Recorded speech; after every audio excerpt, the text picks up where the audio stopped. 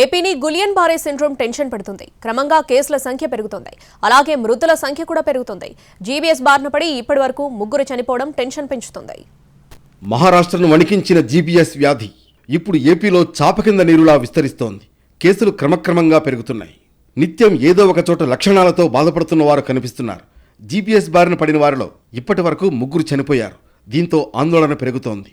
కృష్ణా జిల్లా మచిలీపట్నంలో GBs case కలకలం రేపింది. మచిలీపట్నం ప్రాంతంలో తొలిసారిగా గులియన్ బారే సిండ్రోమ్ కేసు నమోదు కావడం ఆందోళన వ్యక్తమవుతోంది. పెడన ప్రాంతానికి చెందిన 33 సంవత్సరాల వ్యక్తి అనారోగ్య లక్షణాలతో సర్వజన ఆసుపత్రికి చేరారు. అతడికి గులియన్ బారే సిండ్రోమ్ సోకినట్లు డాక్టర్లు నిర్ధారించారు.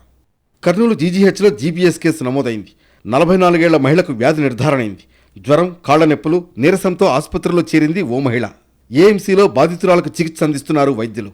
అయితే జీబీఎస్ సాధారణ వ్యాధి అని చెబుతున్నారు వైద్యులు. గత ఏడాది 58 కేసులు నమోదయ్యాయని తెలిపారు. అంతగా ఆందోళన చెందాల్సిన అవసరం లేదంటున్నారు. కలుషిత ఆహారం తీసుకోవడం వల్ల గులియన్ బారే సిండ్రోమ్ వస్తుంది. ఈ వ్యాధి కొన్ని వారాల్లోనే తగ్గిపోతుందని, అప్రమత్తంగా ఉండాలని వైద్యులు సూచిస్తున్నారు.